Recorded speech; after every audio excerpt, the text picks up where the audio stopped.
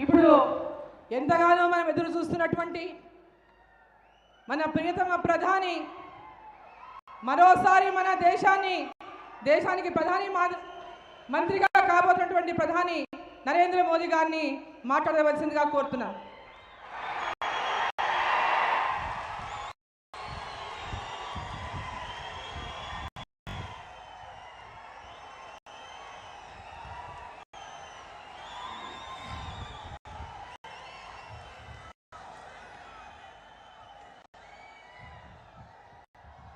भारत माता की, भारत माता की।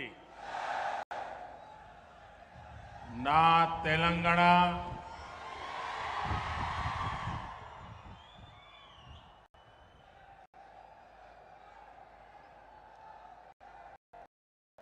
ना तेलंगाना कुटुंब సభ్యులందరికీ नमस्कारालु। आज देश में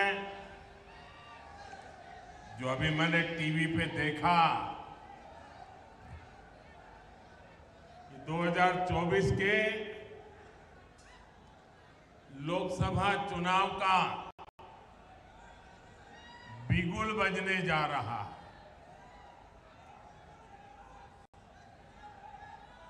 टीवी वाले बताते हैं कि अब से कुछ ही देर बाद दिल्ली में चुनाव की तारीखों का ऐलान हो जाएगा। लेकिन मेरे प्यारे भाइयों बहनों, तारीखों के औपचारिक ऐलान के पहले ही देश की जनता ने, देश ने नतीजों का ऐलान कर दिया है। देश ने घोषणा कर दी है। अब की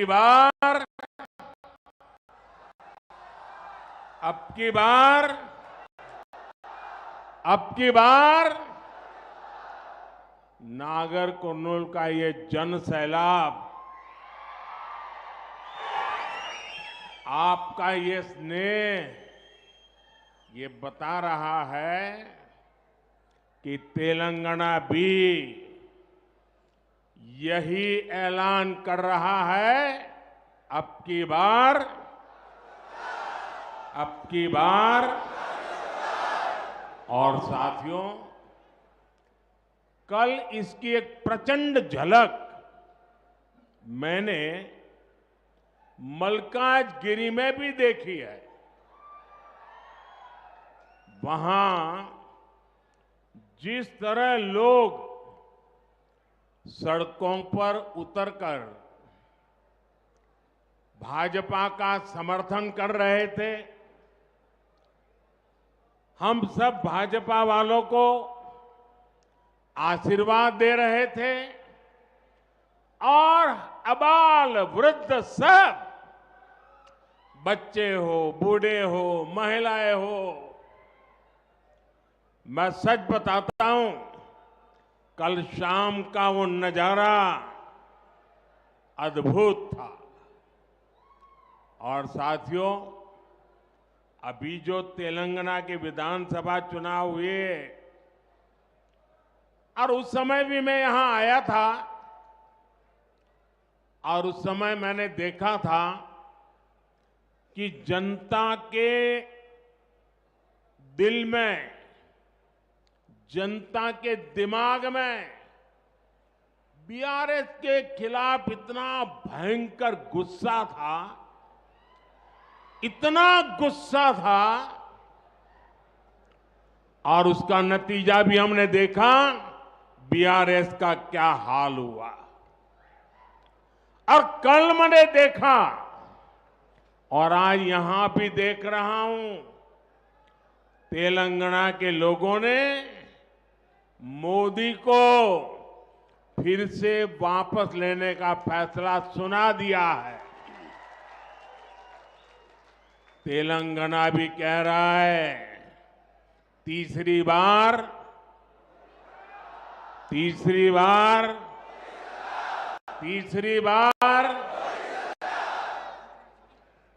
నా తెలంగాణ కుటుంబ సభ్యులందరికీ నమస్కారాలు అన్న తెలుగు సంబోధనతో మాననీయ ప్రధానమంత్రి ప్రారంభించారు. నేడు దేశంలో 2024 లోకసభ ఎన్నికల యొక్క రణశంఖం మోగబోతోందని టీవీ ఛానళ్లు ఇప్పుడే చెప్పాయి. ఇప్పుడు మరి కొంచెం సేపటి తరువాత ఎన్నికల తేదీలను కూడా ప్రకటించబోతున్నారని తెలియవచ్చింది. అయితే తేదీలను లాంఛనంగా ప్రకటించడానికి ముందే దేశ ప్రజలు ఫలితాలను ప్రకటించేశారు. ఆ ఫలితాలు ఏమిటంటే అబ్కి బార్ 400 పార్, ఈసారి 400 దాటబోతున్నాం అన్నటువంటి ప్రకటనను ప్రజలు ఇచ్చేశారు. నాగర్ కర్నూల్లో ఇక్కడ వచ్చినటువంటి ఈ జన సునామీని చూసి మీ స్నేహము నాకు తెలియజేస్తోంది. తెలంగాణ కూడా ఇదే ప్రకటన చేయబోతోంది. అబ్కి బార్ 400 పార్. నా మిత్రులారా, దీనికి సంబంధించిన ఒక అద్భుత దృశ్యాన్ని నిన్న సాయంత్రం నేను మల్కాజ్గిరిలో చూశాను. అక్కడ ప్రజలు రోడ్ల మీదకు వచ్చారు, రహదారుల మీదకు వచ్చారు, కూడళ్ల మీదకు వచ్చారు. బీజేపీని ఆశీర్వదించేందుకు అద్భుతమైనటువంటి దృశ్యాన్ని చూపించారు. బాలలు, వృద్ధులు, పిల్లలు, తల్లులు అందరూ రోడ్ల మీదకు వచ్చారు. వాళ్ళందరూ కూడాను ఈ భారతీయ జనతా పార్టీ పట్ల తమ మద్దతును ప్రకటించారు. ఇది నేను కళ్ళారా చూశాను. ఇక ఇటీవలే తెలంగాణ విధానసభ ఎన్నికలు జరిగినాయి. అందులో ఈ ప్రజల యొక్క గుండెల్లో, హృదయాల్లో, మనస్సుల్లో టీఆర్ఎస్ పట్ల, బీఆర్ఎస్ పట్ల ఉన్నటువంటి కోపాన్ని నేను చూడగలిగాను. నేను కూడా చూశాను.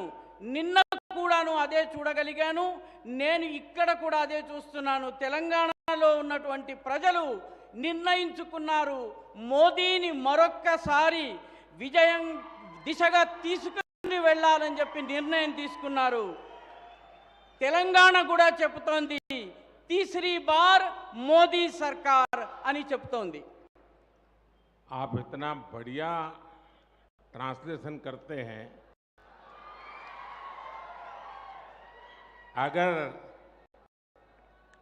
10 दिन आप मेरे साथ रहे तो मुझे तेलुगु आ जाएगा.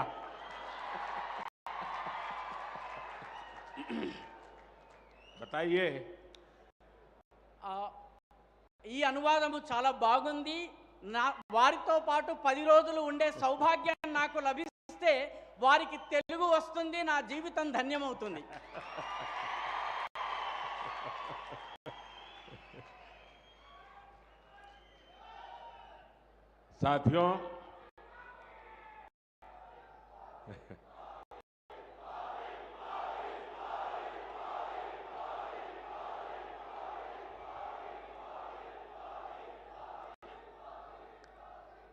साथियों, तेलंगाना को हमारे देश में गेटवे ऑफ साउथ कहा जाता है.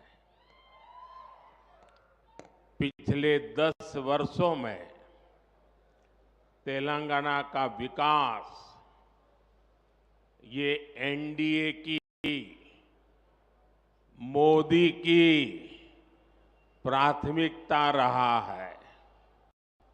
लेकिन इन 10 वर्षों में हमने ये भी देखा कि कैसे तेलंगाना चक्की के 2 पार्टों में पीसता रहा है.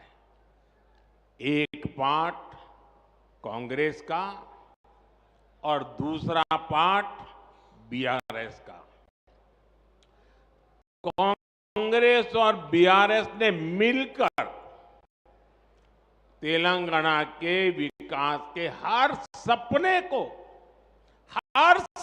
को चकनाचूर कर दिया है। और अब तो मुश्किल ये है कि यहां कांग्रेस के पंजे का कब्जा हो गया है। पहले बीआरएस की महालूट और अब कांग्रेस की बुरी नजर,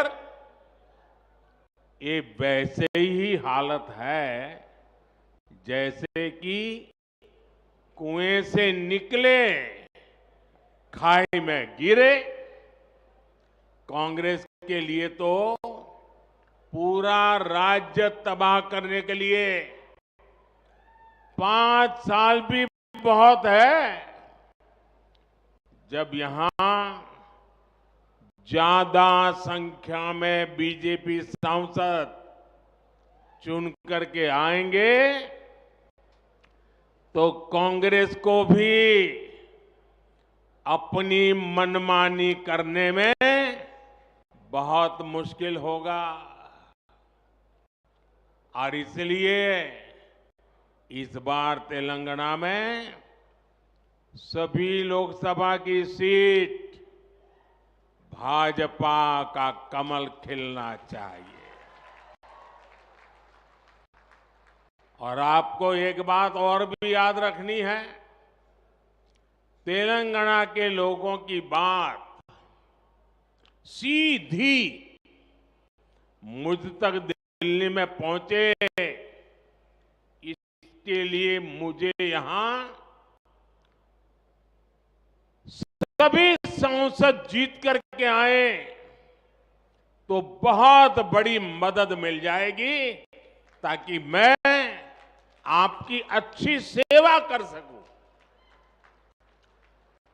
जब यहां बीजेपी के सांसद होंगे तो आपकी तकलीफ, आपकी आशा आकांक्षा ज्यादा तेजी से मुझ तक पहुंच पाएगी। और मैं आपको विश्वास दिलाता हूं कि आपकी हर अपेक्षा पूरी करने के लिए मैं दिन रात एक कर दूंगा। మిత్రులారా, తెలంగాణను దక్షిణ భారతదేశపు ముఖద్వారము అని చెప్తారు. గత 10 సంవత్సరాలలో తెలంగాణ అభివృద్ధికే ఎన్డీఏ ప్రభుత్వము పెద్దపీట వేసింది, ప్రాథమికతను ఇచ్చింది. కానీ గత 10 ఏళ్లలో మనం చూశాము, తెలంగాణ విసురురాయి యొక్క 2 రాళ్ల మధ్య ఇరుక్కుపోయి ఇబ్బంది పడింది. ఒక రాయి విసురురాయి యొక్క ఒక రాయి కాంగ్రెస్ పార్టీ, రెండవ రాయి బీఆర్ఎస్. కాంగ్రెస్ బీఆర్ఎస్ ఈ రెండు కలిసి తెలంగాణ అభివృద్ధికి సంబంధించిన ప్రతి కలను పొడి చేసేశారు, సర్వనాశనం చేసేశారు. ఇప్పుడు సమస్య ఏంటంటే కాంగ్రెస్ యొక్క దుష్ట పిడికిలి చేతిలోకి ఈ రాష్ట్రం వెళ్ళింది. అప్పుడు బీఆర్ఎస్ మహా లూటీకి పాల్పడింది. ఇప్పుడు కాంగ్రెస్ యొక్క దుష్ట దృష్టి మన మీద, చెడు దృష్టి మన మీద పడింది. ఇప్పుడు మన పరిస్థితి గొయ్యిలో నుంచి బయటకు వస్తే నుయ్యిలోకి వెళ్ళాము, పొయ్యిలో నుంచి బయటకు వస్తే పెనంలోకి వెళ్ళాము. కాంగ్రెస్ ఈ రాష్ట్రాన్ని మొత్తము సర్వనాశనం చేయడానికి 5 సంవత్సరాలు కూడా పట్టదు. కాబట్టి ఇక్కడ అత్యధిక సంఖ్యలో భారతీయ జనతా పార్టీకి చెందిన ఎంపీలను గెలిపించాలి. అప్పుడు కాంగ్రెస్ పార్టీ యొక్క ఇష్టారాజ్యం చేయడానికి వీలుండదు. అన్ని చోట్ల కూడా కమలము గనక వికసించినట్లయితే మనము కాంగ్రెస్ పార్టీ యొక్క ఆట సాగకుండా ఉంటుంది. మరొక్క విషయాన్ని మనము గుర్తుంచుకోవాలి. తెలంగాణలో ఉన్నటువంటి ప్రజల యొక్క మాట నాకు నేరుగా ఢిల్లీలో ఉన్న నాకు చేరాలన్నట్టయితే ఇక్కడ అన్ని సీట్లలోనూ భారతీయ జనతా పార్టీకి చెందినటువంటి ఎంపీలు విజయం సాధించాలి. భారతీయ జనతా పార్టీ యొక్క ఎంపీలు గనక ఉన్నట్లయితే మీ కష్టాలు, కన్నీళ్లు, మీ ఆశలు, మీ ఆకాంక్షలు వీలైనంత వేగంగా నా దగ్గరికి వస్తాయి. నేను మీ కోసము పగలు రాత్రి ఒకటి చేసి పని చేస్తానని చెప్పి ఈ సందర్భంగా వాగ్దానం చేస్తున్నాను. साथियों, जिस कांग्रेस ने 7 दशकों में 7 डेकेड देश को झूठ और लूट के सिवा कुछ नहीं दिया, वो तेलंगाना का विकास कभी भी नहीं कर सकती। आप मुझे बताइए, कांग्रेस ने दशकों तक देश में गरीबी हटाओ का नारा दिया, लेकिन गरीब के जीवन में कोई बदलाव आया क्या? कांग्रेस ने एससी, एसटी, ओबीसी को वोट बैंक के तौर पर इस्तेमाल किया, लेकिन इस समाज के हालात सुधरे क्या? बदलाव तब आया जब देश ने मोदी को पूर्ण बहुमत का आशीर्वाद दिया और मोदी को आपकी सेवा करने का मौका दिया, क्योंकि बदलाव की एक ही गारंटी है, मोदी की गारंटी। लेकिन पिछले 10 वर्षों में पहली बार गरीब परिवारों के बैंक अकाउंट खुले, पहली बार करोड़ों गरीबों को पक्के मकान का सुख मिला, पहली बार गरीब को टॉयलेट, नल से जल, बिजली का कनेक्शन, मुफ्त वैक्सीनेशन, ऐसी अनेक सुविधाएं गरीब के घर तक पहुंची। पहली बार लाखों गांवों ने रात में बिजली का उजाला देखा। इसी बदलाव का परिणाम है कि पिछले 10 वर्षों में पहली बार 25 करोड़ लोग गरीबी से बाहर आए हैं। ऐसा ही तेज बदलाव हम सबको मिलकर तेलंगाना में भी लाना है। మిత్రులారా, కాంగ్రెస్ 7 దశాబ్దాలుగా ఈ దేశంలో झूठ और लूट, మోసము, దోపిడీ ఈ రెండిటి తప్ప మూడవ పని చేయలేదు. కాబట్టి ఆ పార్టీ తెలంగాణను అభివృద్ధి చేయలేదు. మీరు నాకు చెప్పండి, కాంగ్రెస్ దశాబ్దాల కొద్దీ గరీబీ హటావో పేదరికాన్ని నిర్మూలిస్తామని చెప్పింది, కానీ పేదల జీవన ప్రమాణాలు మెరుగుపడ్డాయా? కాంగ్రెస్ ఎస్సీ, ఎస్టీ, ఓబీసీలను ఓటు బ్యాంకుగా చూపించి ఉపయోగించుకుంది, కానీ వారి జీవితాలు మెరుగుపడ్డాయా? మార్పు ఎప్పుడొచ్చిందంటే, మార్పు మోదీకి మీరు పూర్తి మెజారిటీని ఇచ్చి ఆశీర్వాదం ఇచ్చినప్పుడు మాత్రమే, సేవ చేసేటటువంటి అదృష్టాన్ని కలిగించినప్పుడు మాత్రమే వచ్చింది. ఎందుకంటే మార్పుకి ఉన్న ఏకైక గ్యారంటీ ఏమిటంటే అది మోదీ గారి యొక్క గ్యారంటీ. గత 10 సంవత్సరాల్లో మొట్టమొదటిసారి పేద కుటుంబాలు బ్యాంక్ అకౌంట్ని తెరుచుకోగలిగాయి. మొట్టమొదటిసారి కోట్ల మంది పేదలకు సొంత ఇళ్ల ఆనందం లభించింది. మొట్టమొదటిసారి టాయిలెట్ లభించింది, నల్లా నుంచి నీళ్లు వచ్చాయి, విద్యుత్ కనెక్షన్ వచ్చింది, ఉచితంగా వ్యాక్సినేషన్ టీకాలు ఇవ్వడం జరిగింది. ఈ సదుపాయాలన్నీ లభించాయి.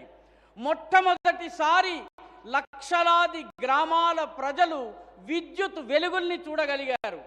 ఈ మార్పు యొక్క పరిణామ స్వరూపంగానే గత 10 సంవత్సరాల్లో మొట్టమొదటిసారి 25 కోట్ల మంది ప్రజలు పేదరికం నుంచి బయటకు రాగలిగారు. ఇటువంటి వేగవంతమైన మార్పును తెలంగాణలో కూడా మనము తీసుకుని రావాలి. साथियों, मोदी को आपसे वोट लेकर अपने परिवार के लोगों के लिए कुर्सी और अपने परिवार के लोगों के लिए बैंक बैलेंस की व्यवस्था नहीं करनी है। मोदी का तो परिवार 140 करोड़ देशवासी है और न ही मोदी को कुर्सी पर बैठ करके सत्ता सुख भोगना है। 23 साल से पहले मुख्यमंत्री के रूप में और अब प्रधानमंत्री के रूप में आपने मुझे सेवा का मौका दिया है। मैंने एक दिन भी मेरे लिए कभी उपयोग नहीं किया है।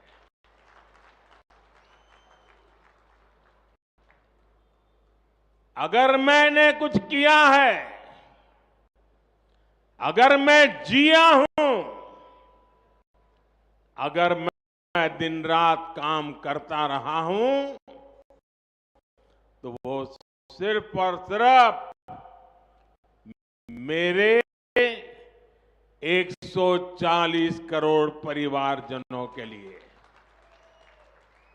इसलिए मोदी की गारंटी का मतलब होता है गारंटी पूरी होने की गारंटी। जब मोदी कहता है कि आर्टिकल 370 को खत्म किया जाएगा, तो ये होकर रहता है। जब मोदी कहता है कि रामलला अपने घर आएंगे, तो ये होकर रहता है। जब मोदी कहता है कि हमारी अर्थव्यवस्था मजबूत होगी, तो भारत दुनिया की सबसे तेज गति से बढ़ने वाली अर्थव्यवस्था बन जाता है। यही तो है मोदी की गारंटी।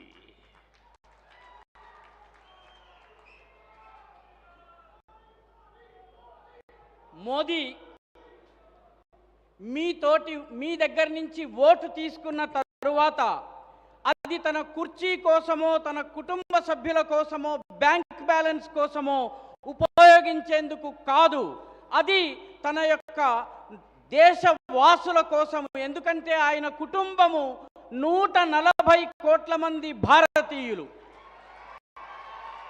ఆయన కుర్చీని, గద్దెను అధికార సుఖం కోసమో ఆయన ఉపయోగించుకోలేదు. గత 23 సంవత్సరాలుగా ఆయన ముందు ముఖ్యమంత్రిగా, తరువాత ప్రధానమంత్రిగా మీ సేవలోనే గడిపారు. ఒక్కరోజు కూడా తన కోసం ఉపయోగించుకోలేదు. బ్రతికినటువంటి ప్రతిరోజు రాత్రి పగలు 140 కోట్ల మంది భారతవాసుల తన కుటుంబం కోసమే ఆయన పనిచేశారు. అందుకే మోదీ ఇచ్చే గ్యారంటీ అంటే గ్యారంటీ పూర్తిగా అమలయ్యేటటువంటి గ్యారంటీ. అందుకే మోదీ గనక ఆర్టికల్ 370 తొలగిస్తామని చెప్పినట్టయితే అది తొలగిపోతుంది. మోదీ గనక రామ్లలా తన భవ్య దివ్య మందిరంలో స్వగృహంలో ప్రవేశిస్తాడని చెబితే అది అయి తీరుతుంది. మోదీ ఈ ఆర్థిక వ్యవస్థ బలోపేతమవుతుందని చెబితే భారత్ ప్రపంచంలోనే అన్నిటికన్నా వేగవంతంగా అభివృద్ధి చెందేటటువంటి ఆర్థిక వ్యవస్థగా మారుతుంది. ఇదే మోదీ యొక్క గ్యారంటీ. साथियों, हमारी सरकार की योजनाओं का लाभ तेलंगाना के जन जन तक पहुंचे, इसके लिए हमने दिन रात काम किया है. हमने तेलंगाना के गरीबों के लिए 1 करोड़ बैंक अकाउंट खोले हैं. ये मैं पूरे देश की बात नहीं बता रहा हूं, ये मैं हमारे तेलंगाना की बात बता रहा हूं. तेलंगाना के 1,50,00,000 से ज्यादा लोगों का बीमा किया गया है और वो भी सिर्फ 20 रुपये सालाना के प्रीमियम पर, यानी एक चाय की कीमत से भी कम. तेलंगाना के 67 लाख से ज्यादा छोटे उद्यमियों को मुद्रा लोन का लाभ मिला है. तेलंगाना के 80 लाख से ज्यादा लोगों को आयुष्मान भारत योजना के तहत हेल्थ इंश्योरेंस का लाभ मिला है. यहां के परिश्रमी मादिगा समुदाय को सशक्त बनाने के प्रयास भी हमने शुरू किए.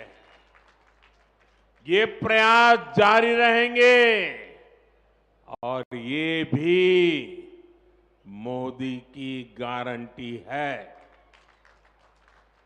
మా ప్రభుత్వం యొక్క ప్రణాళికలను యోజనలను దాని లాభాన్ని తెలంగాణ ప్రజలకు లభించేందుకు ప్రతి వ్యక్తికి అవి చేరేందుకు మా ప్రభుత్వము పగలు రాత్రి పనిచేసింది. తెలంగాణలో ఉన్నటువంటి పేదల కోసము 1 కోటికి పైగా బ్యాంక్ అకౌంట్లను తెలవడం జరిగింది. తెలంగాణలోని 1,50,00,000కు పైబడి ప్రజలకు ఆరోగ్య బీమా చేయించడం జరిగింది. కేవలం ఏడాదికి 20 రూపాయల ప్రీమియంతో. అంటే చాయ్ కన్నా కూడా తక్కువ ఖరీదుతో ఆరోగ్య బీమా లభించింది. తెలంగాణలోని 67 లక్షలకు పైబడి చిన్న వ్యాపారులకు ముద్రా లోన్లు లభించాయి. తెలంగాణలోని 80 లక్షలకు పైబడిన వ్యక్తులకు ఆయుష్మాన్ భారత్ పథకంలో అంతర్భాగంగా ఆరోగ్య బీమా లభించింది. ఇక్కడ ఉన్నటువంటి కష్టించి పనిచేసే మాదిగ సముదాయాన్ని బలోపేతం చేసేందుకు కూడా మేము ప్రయత్నం చేస్తున్నాము. ఈ ప్రయత్నాలు కొనసాగి తీరుతాయి. ఇది కూడా మోదీ గారు ఇస్తున్నటువంటి గ్యారంటీ. साथियों, हमारी सरकार की इन योजनाओं का सबसे ज्यादा लाभ एससी, एसटी, ओबीसी महिलाओं और किसानों को मिलता है. यही सही मायनों में सामाजिक न्याय की लड़ाई है. लेकिन इन योजनाओं का सबसे ज्यादा विरोध किसने किया? इसका विरोध ये कांग्रेस और बीआरएस जैसे भ्रष्टाचारी और परिवारवादी लोग हैं जो सामाजिक न्याय के नाम पर राजनैतिक रोटियां सेकते हैं। आप मुझे बताइए, जिन लोगों ने एससी, एसटी, ओबीसी के लोगों को हमेशा अपमानित किया है, क्या वो लोग इस समाज का भला होते देखना चाहेंगे क्या? ये वो लोग हैं जिन्होंने कभी बाबा साहब को चुनाव हराने के भरसक प्रयास किए थे।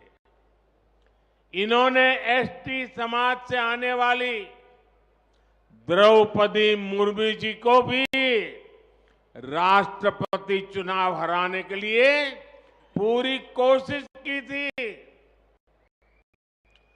आज आप खुद देख रहे हैं कि कांग्रेस सरकार के डिप्टी सीएम जो एससी समुदाय से हैं, उनको कैसे अपमान किया जा रहा है, उनका कैसे अपमान हो रहा है। तेलंगाना के लोगों ने उन तस्वीरों को देखा है कि कांग्रेस के नेता ऊपर बैठते हैं, लेकिन एससी समुदाय के नेता को जमीन पर बैठाया जाता है। మిత్రులారా, మా ప్రభుత్వం యొక్క పథకాలన్నిటి వల్ల అత్యధికంగా లాభం పొందేటటువంటి వాళ్ళు ఎస్సీలు, ఎస్టీలు, ఓబీసీలు, మహిళలు మరియు రైతులు, వీళ్ళకే అత్యధిక లాభము దొరుకుతూ ఉంటుంది. ఇదే నిజమైనటువంటి సామాజిక న్యాయం యొక్క పోరాటము. కానీ ఈ యోజనలు అత్యధికంగా ఇవి ప్రజలకు అందకుండా అడ్డుకుంటున్నది ఎవరు? ఇది బీఆర్ఎస్ కాంగ్రెస్ యొక్క అవినీతి పాలకులు, కుటుంబ పాలనను ప్రోత్సహించే వాళ్ళు సామాజిక న్యాయం పేరిట రాజకీయ రొట్టెలను కాల్చుకుని తింటున్నారు తప్ప మరేమీ చేయటం లేదు. మీరు నాకు చెప్పండి, ఎస్సీ, ఎస్టీ, ఓబీసీ ప్రజలను నిత్యము అవమానాలకు గురి చేసే వాళ్ళు సమాజాన్ని అభివృద్ధి చెందుతూ చూడగలరా? అదేవిధంగా వాళ్ళు పరమపూజ్య బాబాసాహెబ్ అంబేద్కర్ ఎన్నికల్లో ఓడించేందుకు అన్ని రకాలుగా ప్రయత్నించిన వాళ్ళే వీళ్ళే ఎస్టీ సమాజం నుంచి వచ్చినటువంటి ద్రౌపది ముర్ము గారిని రాష్ట్రపతిగా ఎన్నిక కాకుండా ఆపినటువంటి వాళ్ళు వీళ్ళే. మీరే చూశారు ఇటీవలే వీళ్ళు ఉప ముఖ్యమంత్రిని ఎక్కడ కూర్చోబెట్టారు, మిగతా మంత్రులందరూ ఎక్కడ కూర్చున్నారు, ఏ రకంగా ఆయనని అవమానపరిచారు. తెలంగాణ ప్రజలు ఆ ఫోటోలను చూశారు. ఏ రకంగా కాంగ్రెస్ నేతలు పైన కూర్చున్నారు, ఎస్సీ సముదాయానికి చెందినటువంటి నాయకుణ్ణి కింద కూర్చోబెట్టారు. साथियों, बीआरएस भी कांग्रेस के ही नक्शे कदम पर चलने वाली पार्टी है। केसीआर तो कहते हैं कि भारत को नए संविधान की जरूरत है। क्या ये बाबा साहब को, डॉक्टर बाबा साहब आम्बेडकर को अपमानित करने का कृत्य है कि नहीं है? क्या वो बाबा साहब को अपमानित करते हैं कि नहीं करते हैं? केसीआर ने दलित बंधु योजना से दलितों को धोखा दिया, जिसमें कैसी कैसी चालाकियां की गई थी, कैसी कैसी कमियां रखी गई थी। आंख में धूल झोंकने का ये नया तरीका उन्होंने खोजा था।